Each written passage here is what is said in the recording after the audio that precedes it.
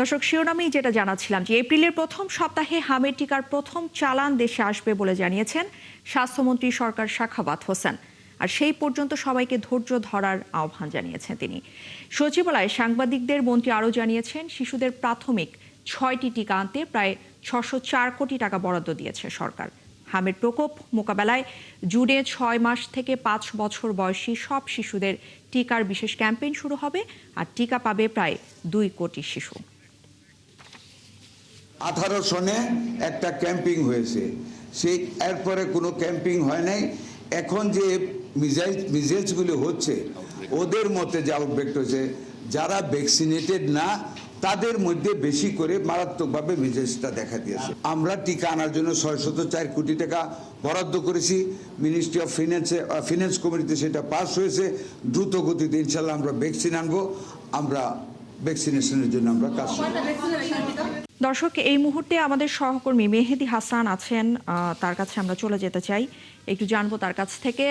মেহেদি, একটু জানাবেন আসলে যে ঠিক কি অবস্থা এখন হাসপাতালগুলোর, কারণ টিকা আসতে প্রায় জুন হয়ে যাবে। এর আগ পর্যন্ত এই মুহূর্তে হামের প্রকোপ ঠেকাতে আসলে কি ধরনের ব্যবস্থা নিয়েছে হাসপাতালগুলো? আমি এই মুহূর্তে আছি মহাখালী সংক্রামক ব্যাধি হাসপাতালে। এই সংক্রামক ব্যাধি হাসপাতালে কিন্তু ঢাকা সহ সারা দেশ থেকে যে নতুন করে যে হামের প্রাদুর্ভাব হয়েছে, এই রোগের রোগীরা কিন্তু এই সংক্রামক ব্যাধি হাসপাতালে আসছেন। এখানকার পরিসংখ্যান বলছে যে শেষ 3 মাসে চলতি বছরে এই হাসপাতালে রোগী ভর্তি হয়েছে অন্তত 600 জন। এখন ভর্তি আছে 80 থেকে 85 জন। ডাক্তাররা বলছে যে 80 থেকে 85% হচ্ছে 2 বছরের নিচে, যাদের বয়স 2 বছরের নিচে, অর্থাৎ 4 মাস থেকে 2 বছরের মধ্যে রোগীর সংখ্যা, হামের রোগীর সংখ্যা হচ্ছে 80 থেকে 85%। এবং এই রোগীরাই কিন্তু বেশি মারা যাচ্ছে। ডাক্তাররা বলছে যারা মারা যাচ্ছে তাদের কিন্তু আসলে নানা রোগ নিয়ে বেঁচে আছে এমন রোগীর সংখ্যাটাই বেশি।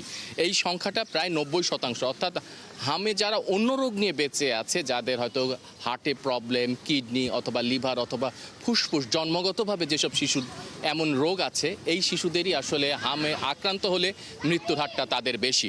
তো এই সব বিষয় নিয়ে কিন্তু এখানকার যে চিকিৎসকরা আছে তারা কিন্তু বেশ উদ্বিগ্ন আছে যে যেহেতু এখন হঠাৎ করেই হামের প্রাদুর্ভাব বেড়েছে। ডাক্তাররা কিন্তু এটাও বলছে যে যেহেতু করোনার পর থেকে এই হামের যে টিকা দেওয়াটা, আপনি জানেন যে এক নবজাতক থেকে 9 মাস, অর্থাৎ 9 মাসের পর থেকে কিন্তু আসলে এই হামের টিকা দেওয়াটা জরুরি। করোনার পর থেকে কিন্তু এই টিকা দেওয়ার প্রদানের হারটা অনিয়মিত ছিল। এইটাই হয়তো এখন বড় কারণ হিসেবে দেখছে ডাক্তাররা। তাছাড়াও আরেকটা বলছে যে যেমনটি আপনাকে বলছিলাম যে অন্য রোগ নিয়ে বেঁচে থাকা যে শিশুরা আছে তারা কিন্তু মৃত্যুর হারটা বেশি। তো স্বাস্থ্য অধিদপ্তর থেকে সর্বশেষ যেটি বলা হচ্ছে যে তারা আগামী জুন মাসের প্রথম সপ্তাহ থেকে হয়তো টিকা প্রদান শুরু হবে হামের, এবং সেখানে হয়তো 9 মাস থেকে 6 মাসের একটা করার চিন্তা ভাবনা তারা করছে। যেসব শিশুর বয়স 6 মাস হবে তাদের থেকে আসলে টিকাটা দেওয়া হবে। এবং এই মুহূর্তে সংক্রামক ব্যাধি হাসপাতাল ছাড়াও ঢাকার প্রতিটি হাসপাতালে কিন্তু কম বেশি হামের রোগী আছে। শিশু ছাড়াও কিন্তু বড়রাও আক্রান্ত হচ্ছে। মেহেদি হাসান, ধন্যবাদ আপনাকে। দর্শক, মহাখালী সংক্রামক ব্যাধি হাসপাতাল থেকে আমাদের সাথে যুক্ত হয়েছিলেন আমাদের সহকর্মী মেহেদি হাসান। একই অবস্থা পাবনায়ও, বেড়েছে হামের সংক্রমণ। আক্রান্ত হয়ে 27 জন রোগী পাবনা জেনারেল হাসপাতালে ভর্তি রয়েছেন। চিকিৎসাও পর্যাপ্ত নয়, তাদের মিলছে না ওষুধ। আর সিট সংকটে মেঝেতেই বেশ অপরিচ্ছন্ন পরিবেশে নিতে হচ্ছে চিকিৎসা। মোস্তাফিজুর রহমানের তথ্য এবং ছবিতে প্রতিবেদন। দেশের বিভিন্ন জেলার মতো পাবনাতেও হাম সংক্রমণ দ্রুত ছড়াচ্ছে। বর্তমানে পাবনা সদর হাসপাতালে 2 জন প্রাপ্তবয়স্ক সহ 25 জন শিশু আক্রান্ত হয়ে চিকিৎসা নিচ্ছেন। গত 3 মাসে ভর্তি হয়েছেন 118 জন। পাবনা থেকে উন্নত চিকিৎসার জন্য ছাড়পত্র নেওয়া 2 শিশু ঢাকায় মারা গেছেন বলে জানিয়েছেন জেলা স্বাস্থ্য বিভাগ। পাবনা জেনারেল হাসপাতালে 38 শয্যার শিশু ওয়ার্ডে বর্তমানে ভর্তি রয়েছেন 162 জন শিশু। আমি কালকে সন্ধ্যায় 7:30 থেকে 8টার মধ্যে ভর্তি হয়েছি। হসপিটাল থেকে কোনো ওষুধ পানি কিচ্ছু পাচ্ছি না। বাইরে থেকে একদম মানে সুই থেকে আরম্ভ করে সব কিনে আনতে। 250 রুগীদের সেখানে অনেক রুগীর আমরা চিকিৎসা নিচ্ছি, শিশু বা বৃদ্ধ, সব কোয়ালিটির মানুষ। যতটুকু রুগী ধরার কথা তার থেকে আমরা অনেক রুগী আসছি।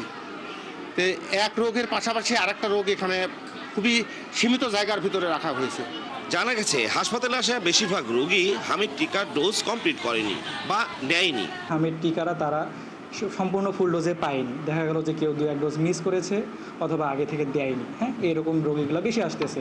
আমরা খুব কম রোগী এরকম পেয়েছি যারা হামের টিকা সম্পূর্ণ নিয়েছে কিন্তু এখনও হামের রোগ ভর্তি আছে। ঠিক আছে, সিভিল সার্জন জানান জেলায় হাম সংক্রমণ রোগের ভ্যাকসিনের কোনো স্বল্পতা নেই। যারা এখনো ভ্যাকসিনের আওতায় আসেনি তাদের ভ্যাকসিন দেওয়া হচ্ছে। বার্তা হলো এটাই যে যদি কোনো বাচ্চার হাঁচি কাশি অথবা এই ধরনের সিমটম যদি থাকে তারা দ্রুত হাসপাতালে যোগাযোগ করে তার চিকিৎসা নিতে হবে এবং এই বাচ্চাগুলোকে আইসোলেশন করে রাখতে হবে। হাম আক্রান্তদের আলাদা রাখা সহ রোগীর শ্বাসকষ্টের মতো গুরুতর সমস্যা দেখা দিলে দ্রুত তাদের কাছে যাওয়ার পরামর্শ দিয়েছেন স্থানীয় চিকিৎসকেরা।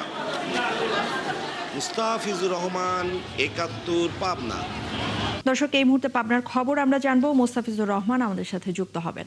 মোস্তাফিজ, আপনার প্রতিবেদন আমরা দেখছিলাম, জেনারেল হাসপাতালের চিত্র আপনি দেখাচ্ছিলেন। সেখানে সিট নেই, ওষুধ নেই এবং ভয়াবহ অবস্থা, আসলে পর্যাপ্ত চিকিৎসা সেবাও মিলছে না কারো।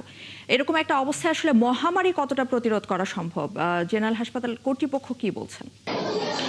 ইশরাত, আমরা এখনো কিন্তু পাবনা জেনারেল হসপিটালের ঠিক দোতলার করিডোরে কিন্তু দাঁড়িয়ে আছি।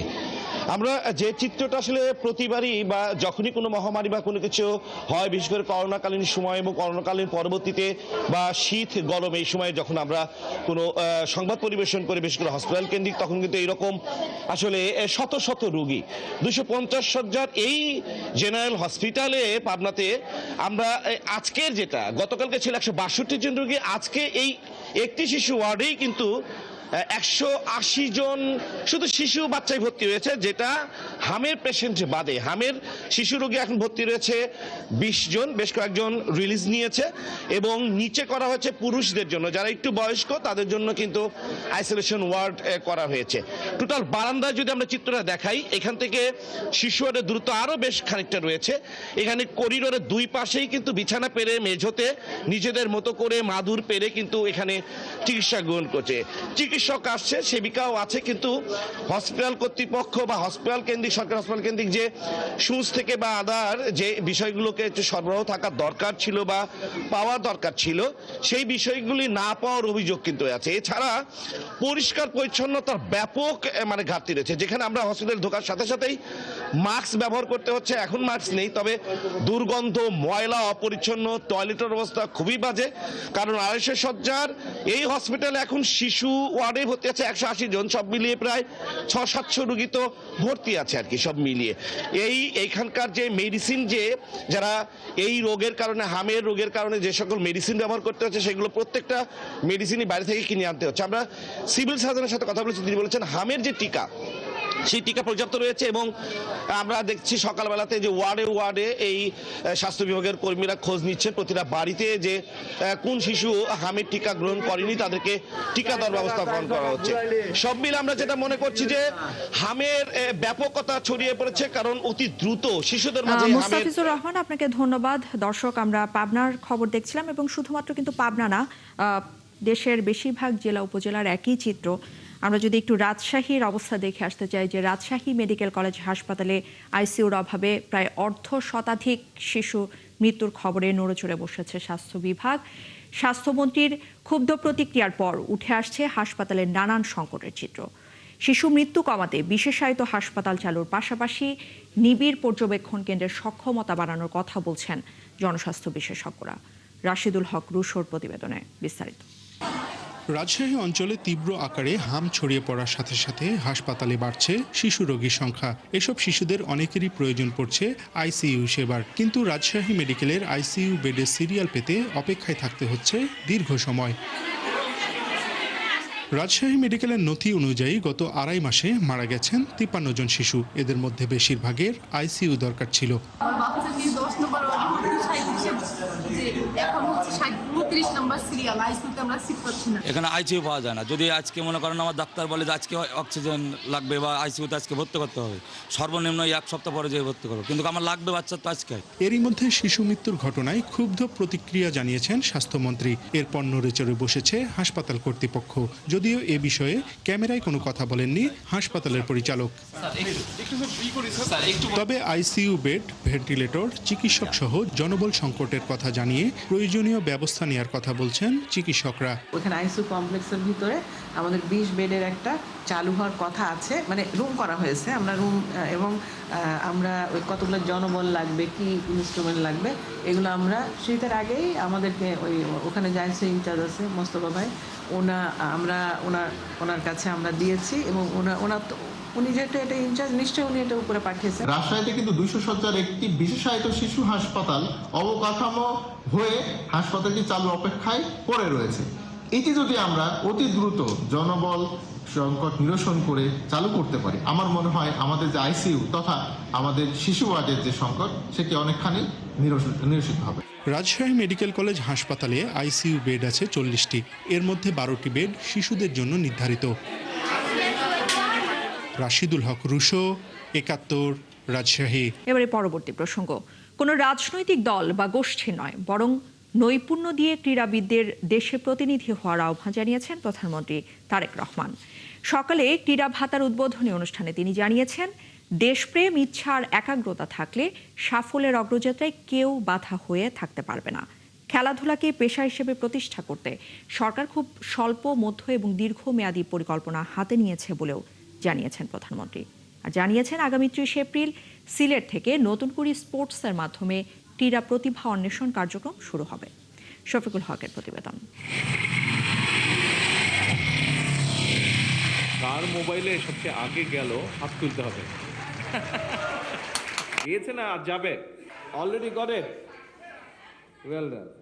স্বপ্ন থাকে মাঠে আর সংগ্রাম চলে নীরবে, কিন্তু সেই স্বপ্নের পাশে দাঁড়ানোর নিশ্চয়তা সবসময় থাকে না। অবশেষে সেই নিশ্চয়তার হাত বাড়ালো বিএনপি সরকার। ব্রোঞ্জ পদক অর্জন করেন দেশের ক্রীড়াঙ্গনে পেশাদারিত্ব ও নিরাপত্তা নিশ্চিতে নতুন এক অধ্যায়ের সূচনা করলেন প্রধানমন্ত্রী তারেক রহমান। রাজধানীর তেজগাঁওয়ে প্রধানমন্ত্রীর কার্যালয়ের শাপলা হলে জাতীয় ক্রীড়াবিদদের হাতে ক্রীড়া ভাতা দেওয়ার পাশাপাশি আন্তর্জাতিক পর্যায়ের সাফল্য অর্জনকারী ক্রীড়াবিদদের সম্মাননা তুলে দিলেন তিনি। আপনারা আমাদের প্রতি খেয়াল রাখবেন, আপনাদের সকল খেলোয়াড়দের প্রতি খেয়াল রাখবেন। আশা করি বাংলাদেশকে আমরা যে সাফল্য এনে দিয়েছি তার থেকে আরো অনেক অনেক সাফল্য আমরা এনে দিতে পারবো। মেয়েরা যাতে প্র্যাকটিস করতে পারে, খেলতে পারে, সেইটা মোটামুটি মাঠের সিলেকশন সবকিছুই হয়ে গিয়েছে। বেতন কাঠামোর আওতায় ক্রীড়া ভাতা খেলাকে পেশা হিসেবে প্রতিষ্ঠার পথে বড় পদক্ষেপ বলে মনে করেন সংশ্লিষ্টরা। এই কার্ড শুধু পরিচয় নয়, এটি ক্রীড়াবিদদের মর্যাদা ও ভবিষ্যৎ নিরাপত্তা নিশ্চয়তা দিবে। আমাদের অনেক সম্ভাবনা আছে, আমাদের এই ছেলে মেয়েদের মধ্যে প্রচুর সম্ভাবনা আছে। আমরা যদি তাদেরকে ঠিকমতো করে পালন করতে পারি, তাহলে আমরা আরো অনেক সম্মাননা আনতে পারবো। খেলার শখ বা বিনোদন নয়, উন্নত বিশ্বের সাথে তাল মিলিয়ে এটিকে পেশা হিসেবে দেখতে চায় সরকার। এ নিয়ে সরকারের নেওয়া উদ্যোগের কথা জানান প্রধানমন্ত্রী। সময়ের পরিপ্রেক্ষিতে বর্তমান সরকার খেলাধুলাকে পেশা হিসেবে প্রতিষ্ঠিত করার জন্য স্বল্প, মধ্যম এবং দীর্ঘমেয়াদী লক্ষ্য এবং পরিকল্পনা যেগুলো নিয়েছে, পর্যায়ক্রমিকভাবে এগুলো আমরা ইনশাল্লাহ বাস্তবায়ন করব। ইতিহাস, ভূগোল, বিজ্ঞান এই সাবজেক্টগুলোর পাশাপাশি আমরা খেলাটাকে কম্পালসারি করবো। সেটার মধ্যে মার্ক থাকবে, সেটার মধ্যে পাস ফেল থাকবে, যাতে সে সেটা সিরিয়াসলি নেয়। শুধু আচ্ছা বিকালে একটু খেলতে গেলাম বা অফ টাইমে একটু খেলতে গেলাম, নট দ্যাট, সিরিয়াসলি হতে হবে। অর্থাৎ আমরা আসলেই চাচ্ছি আমাদের ছেলেমেয়েরা যাতে সত্যিকারভাবে নিজেকে একজন যেটাই খেলবে সেটাতে যাতে সে তাকে নিজেকে এক্সপার্ট হিসেবে গড়ে তুলতে পারে। ক্রীড়া জগতে দেশকে মর্যাদার আসনে নিতে দল বা গোষ্ঠীর না হয়ে নৈপুণ্য দিয়ে দেশের প্রতিনিধি হতে ক্রীড়াবিদদের প্রতি আহ্বান জানান প্রধানমন্ত্রী। আমার মনে হয় কথা কম, কাজ বেশি করতে হবে, কথা কম, খেলতে হবে বেশি। দেশপ্রেম, ঐকান্তিক ইচ্ছা আর টিম স্পিরিট থাকলে আপনাদের সাফল্যজনক অগ্রযাত্রায় কেউ বাধা হয়ে দাঁড়াতে পারবে না বলে আমি দৃঢ়ভাবে বিশ্বাস করি। পেশাদার খেলোয়াড়ি জীবনে আপনারা কোনো রাজনৈতিক দল বা গোষ্ঠীর প্রতিনিধি নন, বরং ক্রীড়া নৈপুণ্য দিয়ে দেশের প্রতিনিধি হয়ে উঠবেন। আপনারা দেশের জন্য সম্মান বয়ে নিয়ে আসবেন, গৌরব বয়ে নিয়ে আসবেন। আপনারা দেশে বিদেশে বিজয় মালা বরণ করে বিশ্বে ক্রীড়া জগতে বাংলাদেশকে উচ্চতর মর্যাদার আসনে আপনারা প্রতিষ্ঠিত করবেন ইনশাআল্লাহ।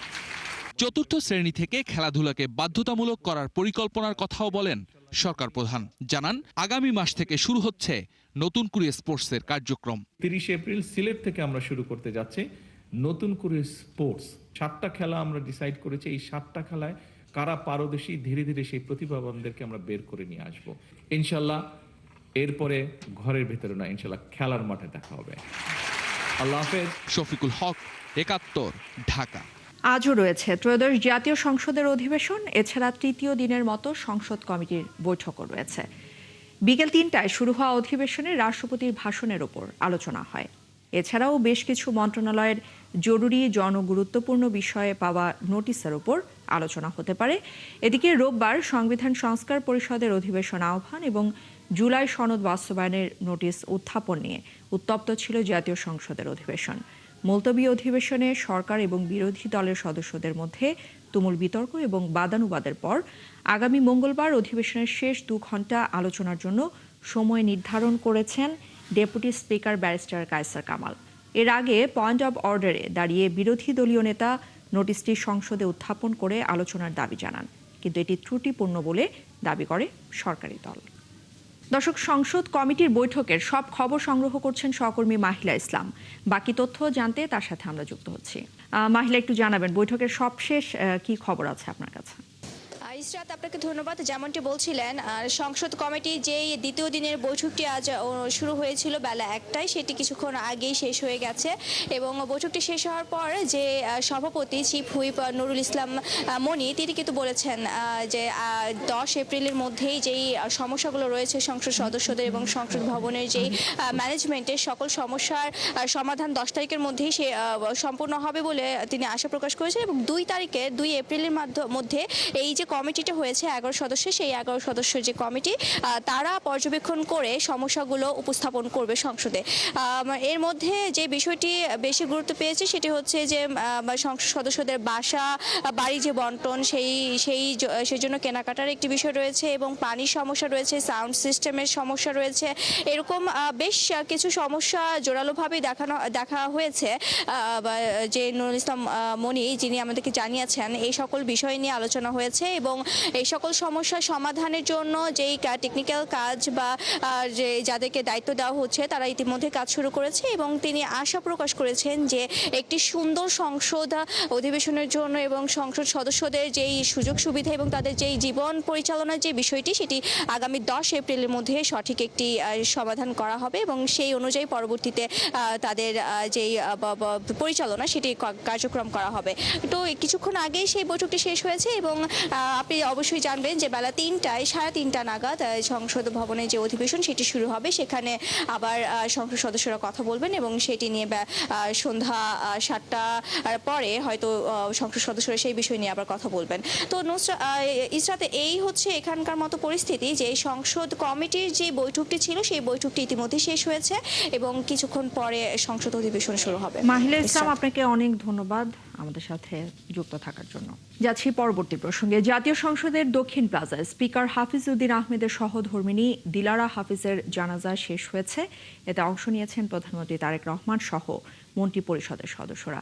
তাকে শেষ শ্রদ্ধা জানাতে জানাজায় অংশ নেন বিএনপির দলীয় এমপি সহ অন্য সংসদ সদস্যরাও। বাদ জোহর সেনানিবাস কেন্দ্রীয় মসজিদে দ্বিতীয় জানাজা হবে আর এরপর তাকে দাফন করা হবে বনানী সামরিক কবরস্থানে। গতকাল সন্ধ্যায় দিলারা হাফিজের মরদেহ সিঙ্গাপুর থেকে দেশে আনা হয়। স্থানীয় সময় শনিবার বেলা 11:29 সিঙ্গাপুর জেনারেল হাসপাতালে 78 বছর বয়সে মারা যান দিলারা হাফিজ। তিনি শিক্ষকতায় যুক্ত ছিলেন। ইডেন মহিলা কলেজ এবং সরকারি শহীদ সোহরাওয়ার্দী কলেজের অধ্যক্ষ হিসেবে দায়িত্ব পালন করেছেন। পরবর্তীতে মাধ্যমিক এবং উচ্চ শিক্ষা দপ্তরের মহাপরিচালক হিসেবে অবসর গ্রহণ করেন দিলারা হাফিজ। 11 সরকারের আরেক কুশীলব বরখাস্তকৃত সাবেক সেনা কর্মকর্তা মোহাম্মদ আফজাল নাসেরকে গ্রেফতার করেছে ঢাকা মহানগর গোয়েন্দা পুলিশ। রোববার গভীর রাতে রাজধানীর মিরপুর থেকে ডিজিএফআইয়ের সাবেক এই ডিরেক্টরকে গ্রেফতার করা হয়। আফজাল নাসেরের বাড়ি নোয়াখালীর সেনবাগ উপজেলার মজিরখিল এলাকায়। 1984 সালের 4 জুলাই সেনাবাহিনীতে যোগ দেন তিনি। 2006 সালের মার্চ থেকে 2008 সালের মার্চ পর্যন্ত তিনি সামরিক গোয়েন্দা সংস্থা ডিজিএফআই এ দায়িত্ব পালন করেন। গুম এবং গণহত্যার অভিযোগের মামলায় আটক সাবেক সেনা কর্মকর্তা মাসুদ উদ্দিন চৌধুরী এবং ডিজিএফআই সাবেক মহাপরিচালক শেখ মামুন খালেদকে জিজ্ঞাসাবাদের সূত্র ধরেই বরখাস্তকৃত সাবেক লেফটেন্যান্ট কর্নেল আফজাল নাসেরকে গ্রেফতার করা হয়েছে বলে জানিয়েছে ডিবি। জ্বালানি তেল নিয়ে ভোগান্তি কাটছেই না। সরকারের পক্ষ থেকে তেলের ঘাটতি নেই বলে আশ্বস্ত করা হলেও বাস্তব চিত্র একেবারেই ভিন্ন। পাম্পে তেল নিতে গ্রাহকদের লাইন বেড়েই চলেছে। পরিস্থিতি স্বাভাবিক করতে জেল জরিমানা আর প্রশাসনের অভিযানের মধ্যেও চলছে অবৈধ মজুদ এবং কালোবাজারি। রাজধানীতে জ্বালানি তেলের জন্য সবার দিশেহারা অবস্থা। রাজধানীর পেট্রোল পাম্পে গ্রাহকদের দীর্ঘ লাইন ও ভোগান্তির দৃশ্য দেখা গেছে। ঘন্টার পর ঘন্টা অপেক্ষা করেও তেল না পেয়ে চরম ভোগান্তিতে পড়েন অনেকেই ফেরেন খালি হাতে। সারা দেশের বিভিন্ন পাম্প এবং ডিপোতে বিজিবি এবং সেনা মোতায়েনের পাশাপাশি বেশ কিছু পাম্পে নির্বাহী ম্যাজিস্ট্রেট এবং ট্যাগ কর্মকর্তার নিয়োগ করা হয়েছে। এরপরও তেলের জন্য কোনো কোনো এলাকায় বিশৃঙ্খলার অভিযোগ পাওয়া গেছে। দেশে জ্বালানি তেল সরবরাহে রেশনিং পদ্ধতি বাতিলের পরেও ঘন্টার পর ঘন্টা লাইনে দাঁড়িয়ে তেল সংগ্রহ করতে দেখা যাচ্ছে। ভোগান্তি এবং তেলের জন্য অস্থিরতার কারণে বেড়েছে নাগরিক চাপ। জেল জরিমানার প্রশাসনের অভিযানের মধ্যেও কিন্তু অবৈধ মজুদ এবং কালোবাজারের খবর আমরা পেয়েছি। তেল সংগ্রহের খবর নিয়ে আমাদের সাথে এই মুহূর্তে যুক্ত হচ্ছেন সহকর্মী রাকিব হাসান। রাকিব, একটু জানাবেন, প্রশাসনের অভিযানের মধ্যেও কিন্তু অবৈধ মজুদ এবং কালোবাজারের খবর এরই মধ্যে মিলেছে। সেক্ষেত্রে আসলে কর্তৃপক্ষ কি বলছে এবং প্রশাসনের পদক্ষেপ কেমন দেখছেন আপনি? দেখুন, গতকালকে থেকে প্রত্যেকটি ফিলিং স্টেশনে সরকারের পক্ষ থেকে ট্যাগ অফিসার নিয়োগ করা হয়েছে, যারা হচ্ছে ফিলিং স্টেশনগুলোতে কি পরিমাণ তেল আসছে এবং কি পরিমাণ তেল বিক্রি হচ্ছে সেটা মনিটরিং তারা করছেন। এবং আপনি যতটুকু এর আগে বলছিলেন, এর আগের খবরগুলোতে আমরাও দেখাচ্ছিলাম যে আসলে এই মাসের শুরুতে আমরা যেরকম দেখেছি জ্বালানি তেলের গ্রাহকদের ভোগান্তি, এবং এখনও সেই ভোগান্তি অব্যাহত রয়েছে। মূল সমস্যা হচ্ছে আসলে ডিপো থেকে সরবরাহ কমিয়ে দেওয়ার কারণে পাম্পগুলোতে আসলে তেল কমে গেছে, তারা সাপ্লাই কম পাচ্ছে। অন্যদিকে প্যানিকের কারণে আসলে এই যে যুদ্ধ পরিস্থিতি, জ্বালানি তেলের দাম বেড়ে যাবে কিনা, আবার জ্বালানি তেল সংকট তৈরি হয় কিনা, সেজন্য মানুষ কিন্তু বেশি বেশি জ্বালানি তেল কেনার চেষ্টা করছেন। সেজন্য একটা সংকটময় পরিস্থিতি তৈরি হয়েছে এবং এই পরিস্থিতি সামাল দিতে সরকার একদিকে ট্যাগ অফিসার নিয়োগ করছে, অন্যদিকে অভিযান চালাচ্ছে, অন্যদিকে হচ্ছে পুরস্কার ঘোষণা করেছে যে যদি কোনো পাচারকারী বা অবৈধ মজুদদারকে ধরিয়ে দেওয়া যায় তাহলে 1 লাখ টাকা পর্যন্ত পুরস্কার দেওয়া হবে। তো আমরা কিছুক্ষণ আগে পেট্রোল পাম্প মালিক সমিতিদের সভাপতি নাজমুল হকের সাথে কথা বলেছি। তিনি আমাদেরকে জানিয়েছেন যে আসলে পেট্রোল পাম্পের যে পেট্রোল পাম্পগুলো আছে, বেশিরভাগ পেট্রোল পাম্প কিন্তু সরকারের মনিটরিংয়ের মধ্যে রয়েছে এবং তারা সরকারের নির্দেশনা অনুযায়ী তারা তেল সরবরাহ নিচ্ছেন এবং বিক্রি করছেন। শুধুমাত্র ফরিদপুরে 2টি প্রতিষ্ঠানে অবৈধ মজুদ পাওয়া গেছে এবং সেখানে জরিমানা করা হয়েছে। এর বাইরে এখন পর্যন্ত পেট্রোল পাম্প কেন্দ্রিক আসলে কোনো ধরনের এই ধরনের মজুদদারি বা অভিযানে অনিয়ম পাওয়া যায়নি এবং সেজন্য কিন্তু স্ট্রংলি তারা বলেছেন যে আসলে কোনো পেট্রোল পাম্প যদি অবৈধভাবে মজুদ করে এবং সেটি যদি ধরা পড়ে তাহলে তাকে তার লাইসেন্স বাতিল করা এবং জেল জরিমানা যা পদক্ষেপ নেওয়া দরকার সরকার যেন সেই পদক্ষেপ নেয়, সেই নির্দেশনা কিন্তু মালিকদের পক্ষ থেকে দেয়া আছে বা তারা সেটার পক্ষে রাজি আছে। কিন্তু সরকারের পক্ষ থেকে যে চেষ্টা চলতেছে আসলে পেট্রোল পাম্পের বাইরেও আসলে যারা তেল সংগ্রহ করছেন, যে গ্রাহকরা, কেউ জেনারেটরের নামে তেল সংগ্রহ করছেন, কেউ গাড়ির নামে সংগ্রহ করছেন, কেউ তাদের অন্যান্য কাজের জন্য তেল সংগ্রহ করছেন, সেই সংগ্রহটা আসলে কাজে লাগানোর জন্য নাকি মজুদদারির জন্য সেটা আসলে এই মুহূর্তে কতটুকু ট্রেস করা যাচ্ছে সেটাই হচ্ছে দেখার বিষয়। এবং সেই জায়গায় যদি সরকার সফলভাবে সেটি ট্রেস করতে পারে তাহলে হয়তো এই পরিস্থিতিতে সংকট কেন হচ্ছে সেটা যেমন জানা যাবে, তেমনি কিন্তু অবৈধ মজুদদারকে ধরা যাবে। এছাড়াও আমাদের কাছে সবশেষ যে তথ্য আছে যে আজকে বিকাল 3:30টায় আসলে জ্বালানি পরিস্থিতি নিয়ে মন্ত্রণালয়ে ব্রিফিং করবেন মন্ত্রী। সেই জায়গা থেকে বলা যাচ্ছে যে বিকালে 3:30টার দিকে হয়তো আমরা আরো নতুন কিছু তথ্য পাবো যে আসলে প্রশাসন কিভাবে অভিযান চালাচ্ছে এবং কি পদক্ষেপ নিচ্ছেন জ্বালানি পরিস্থিতির উন্নয়নের জন্য। এই ছিল আমার কাছে সবশেষ তথ্য। রাকিব হাসান, আপনাকে অসংখ্য ধন্যবাদ আমাদের সাথে যুক্ত হবার জন্য। চট্টগ্রাম রাজবাড়ীর দৌলতদিয়া ফেরিঘাটে বাসডুবির ঘটনায় উদ্ধার অভিযান সমাপ্ত ঘোষণা করেছে গোয়ালন্দ উপজেলা প্রশাসন। নতুন করে আর কারো মরদেহ সেখানে পাওয়া যায়নি। 5 দিন পর রোববার রাত 11টার দিকে উদ্ধার কাজ শেষ করা হয়। গোয়ালন্দ উপজেলা নির্বাহী কর্মকর্তা সাথী দাস জানান, আর কারো মরদেহ না পাওয়ায় এবং কারো স্বজন নিখোঁজ রয়েছে বলে দাবিদার না থাকায় ঊর্ধ্বতন কর্তৃপক্ষের নির্দেশে উদ্ধার অভিযান শেষ করা হয়। 25 মার্চ বিকেলে দৌলতদিয়ার 3 নম্বর ঘাটে ফেরিতে ওঠার সময় পন্টুন থেকে সৌহার্দ্য পরিবহনের যাত্রীবাহী বাসটি নদীতে পড়ে যায়। এই ঘটনায় 26 জনের মরদেহ উদ্ধার করে স্বজনদের কাছে হস্তান্তর করা হয়েছে। আর আলাদা 2টি তদন্ত কমিটি গঠন করেছে জেলা প্রশাসন এবং নৌ পরিবহন মন্ত্রণালয়। এছাড়া ডুবে যাওয়া বাসটির রেজিস্ট্রেশন স্থগিত করেছে বিআরটিএ।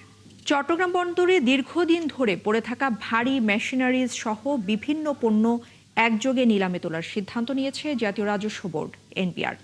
শুল্ক ফাঁকি, মিথ্যা ঘোষণায় আনা এবং মামলা জটিলতায় আটকে থাকা 378টি কন্টেইনারের পণ্য বছরের পর বছর বন্দরে পড়ে রয়েছে। এতে নিরাপত্তা ঝুঁকির সাথে তীব্র হচ্ছে কন্টেইনার জট। 2 দফায় 8 এপ্রিলের মধ্যে শেষ হবে এই নিলাম প্রক্রিয়া। সাইফুল ইসলাম শিল্পীর তথ্য এবং ছবিতে প্রতিবেদন। দেশের প্রধান সমুদ্র বন্দর চট্টগ্রাম বন্দরে মিথ্যা ঘোষণা ও মামলা জটিলতায় পড়ে অনেক আমদানিকারক পণ্য খালাস না করেই ফেলে রেখেছেন। বছরের পর বছর পরে থেকে তীব্র হচ্ছে কন্টেইনার জট। এমনকি বন্দরে পড়ে থাকা কন্টেইনারের মধ্যে বিভিন্ন রাসায়নিক পণ্য ভর্তি কার্গো থাকার কারণে বন্দর নিরাপত্তায় ঝুঁকি তৈরি হয়েছে। আমাদের কার্গো বা কন্টেইনার হ্যান্ডলিং ক্যাপাসিটি কমে যাচ্ছে। আমাদের কার্গো বা কন্টেইনারগুলো জমে থেকে ইয়ার্ডের জায়গা দখল করে রাখছে। একই সাথে এখানে যদি কোনো ডেঞ্জারাস কার্গো বা গুডস থাকে, সেগুলোর কারণে কোনো ধরনের ঝুঁকি বা বিপদ হতে পারে। চট্টগ্রাম কাস্টমস হাউস সূত্র জানায়, বন্দরে 180টি কন্টেইনারে রয়েছে chemical, machineries, plastic, scrap, art paper, bitumen, fabrics, house handling item এবং গাড়ির পার্টস। বাকি 198টি কন্টেইনারে রয়েছে ক্যাপিটাল মেশিনারিজ, প্যাসেঞ্জার এলিভেটর এবং ক্রাফট লাইনার। এপ্রিলের মধ্যে এই 378টি কন্টেইনারে থাকা পণ্য নিলামে বিক্রির সিদ্ধান্ত নিয়েছে এনবিআর। চট্টগ্রাম কাস্টম হাউসের মাধ্যমে চলবে এই নিলাম প্রক্রিয়া। 7 ও 8 এপ্রিল উন্মুক্ত করা হবে দরপত্র। নিলামে যেসব পণ্য রয়েছে তার মধ্যে উল্লেখযোগ্য হচ্ছে স্ক্র্যাপ, প্লাস্টিক সামগ্রী জাতীয় পণ্য, passenger lift, elevated lift, capital machineries, গাড়ির পার্টস। বিডাররা বলছেন, কাস্টমসের বিধিনিষেধ সহজ করে দ্রুত নিলামের আয়োজন করলে বিডাররা উপকৃত হবেন। 2টা টেন্ডার একসাথে করছে, একটা 7 তারিখ, একটা 8 তারিখ। 7 তারিখ হচ্ছে জিরো ভ্যালু আর 8 তারিখ হচ্ছে ভ্যালুর। তো ভ্যালুরগুলো হচ্ছে 2024-25 সালের আমদানিকৃত পণ্য, যেটার মোটামুটি গুণগত মান ভালো, আর যেটা জিরো ভ্যালু ওটার গুণগত মান তো অরিজিনালি খারাপ। ই অকশন সিস্টেমে ঘরে বসেই নির্ধারিত পোর্টালে নিবন্ধনের মাধ্যমে এই নিলাম থেকে পণ্য কেনা যাবে। হাসিবা আলী বর্ণা, 71। দর্শক, চলছে সংবাদ সংযোগ। সরাসরি সংবাদ অনুষ্ঠান দেখতে চোখ রাখবেন 71 ফেসবুক পেজে এবং সাবস্ক্রাইব করবেন 71 ইউটিউব চ্যানেলে। থাকবেন 71-এর সাথে।